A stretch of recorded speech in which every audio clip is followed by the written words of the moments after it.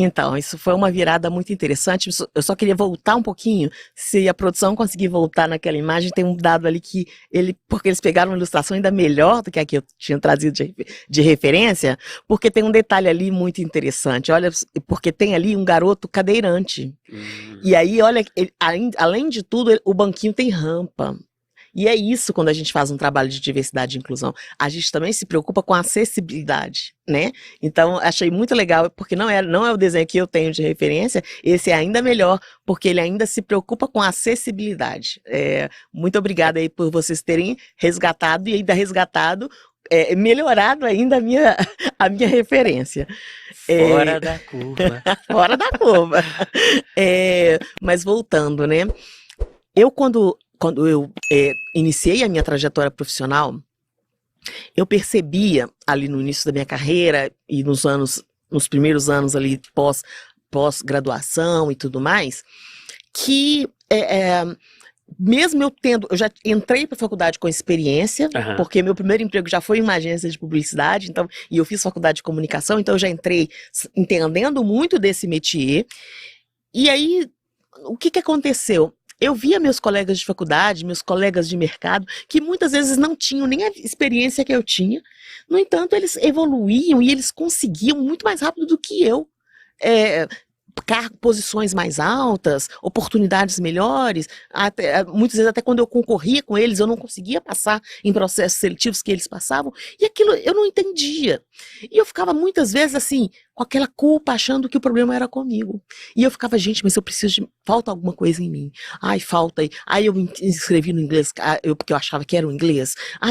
Eu sempre achava que era eu que tinha alguma questão que estava faltando em mim. Eu que estava devendo algo para o mercado. Essa dívida, ela persegue também essa situação. Exatamente. E eu sempre sentia isso, que eu estava em dívida com o mercado, que eu não estava fazendo o meu melhor, que eu não estava dando o meu melhor por mais que eu me esforçasse.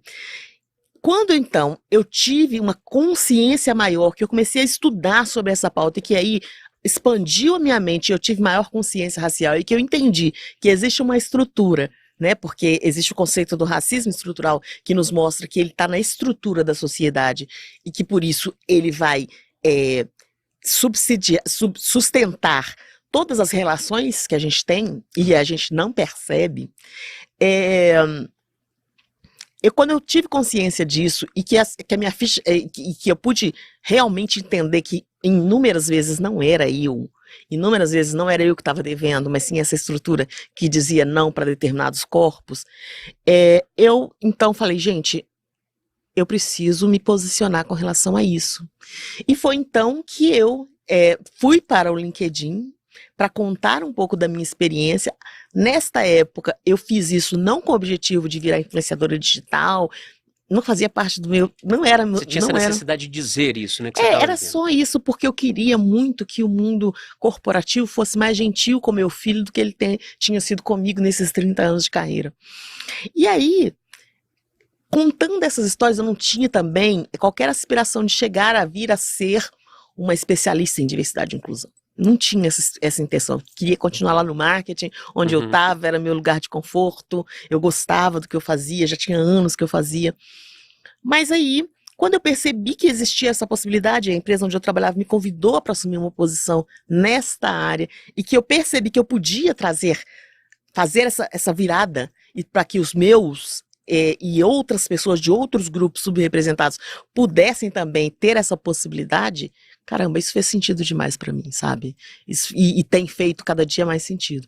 Então foi daí, quando eu tomo consciência, é que eu percebo que é preciso fazer algo mais para que essa realidade mude. Essa realidade, ela, digamos que tem os pares já formados. Pares, quando eu digo, quero dizer grupos, conceitos pré-estabelecidos, conscientes e inconscientes também, né? Que a gente vem sofrendo. Sim. Isso. Às vezes você até, depois eu vou te perguntar também desse viés inconsciente, que eu achei isso sensacional. A gente precisa falar sobre isso. E tem uma coisa que eu queria ouvir a sua opinião, porque eu acredito muito no ímpar, na diversidade.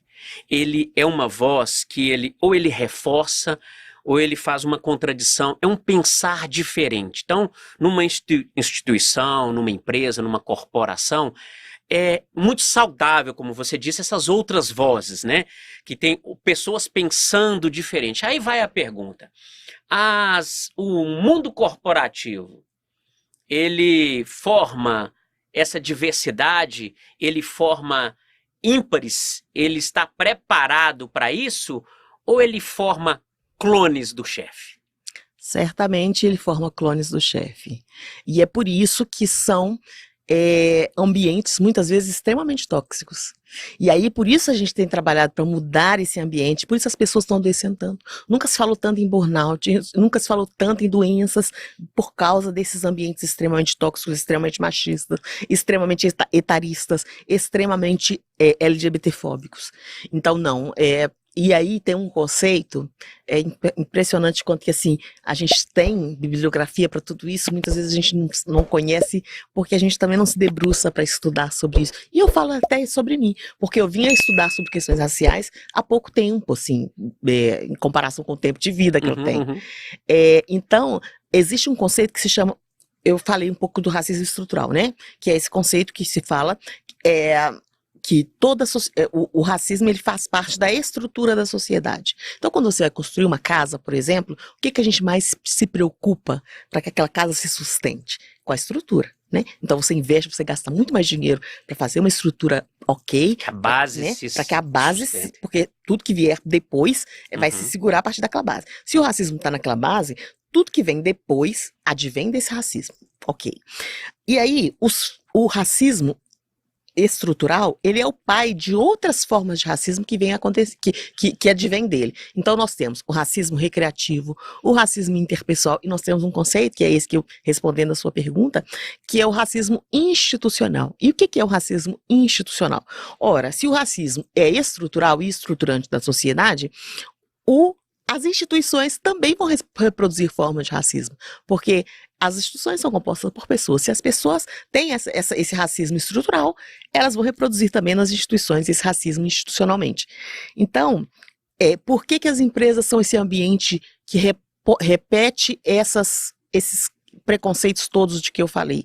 Porque elas são compostas por essas pessoas que têm essas coisas intrinsecamente dentro delas.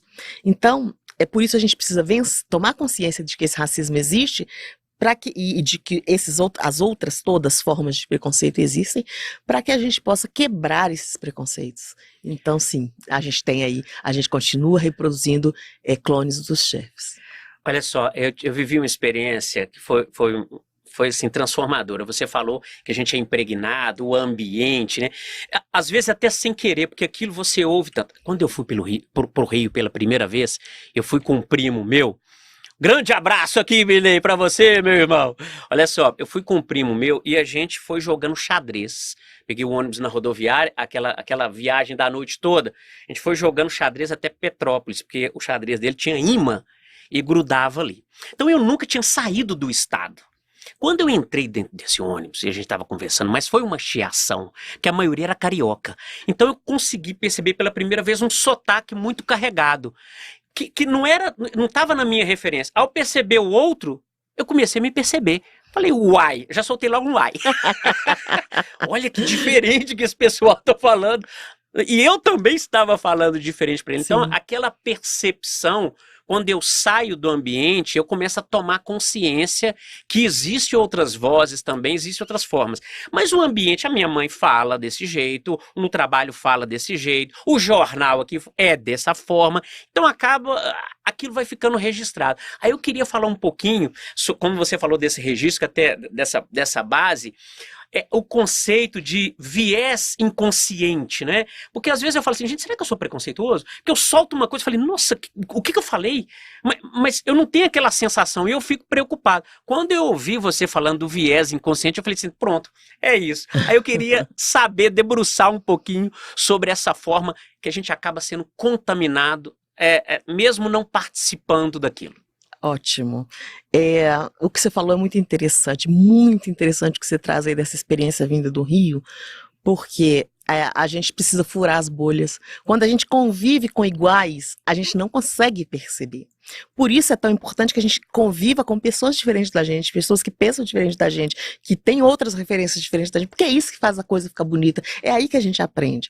Bom, só queria fazer esse preâmbulo porque isso foi maravilhoso. O que é o conceito de viéses inconscientes, né? O viés inconsciente, ele existe porque o nosso cérebro, ele não consegue devolver de maneira rápida tudo que ele recebe de bits de informação por segundo. A gente recebe milhões de bits de informação por segundo, mas o nosso cérebro, de maneira consciente, só consegue processar 95 mil bits por segundo.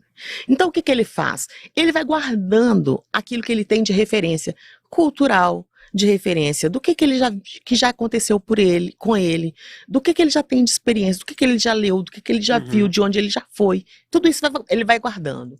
Porque na hora que você tem que devolver em forma de uma fala, em forma de um pensamento, em forma de uma reação que você precisa esboçar ali num momento, ele vai resgatar aquilo de uma maneira muito rápida para poder devolver.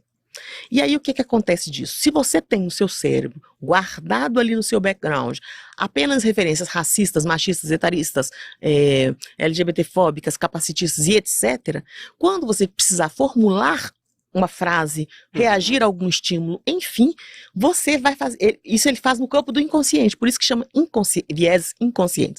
Ele faz isso inconscientemente. Inconscientemente ele reage trazendo para você essas referências. E aí é por causa desses vieses que a gente comete inúmeros erros. Tem estudos, por exemplo, pessoal, e aí eu queria muito dividir isso com vocês, porque isso mostra bem o que são os viés inconscientes. Eles pegaram 2 garotos, e começaram a andar com dois garotos, vestiram os garotos iguais, um garoto negro e um garoto branco.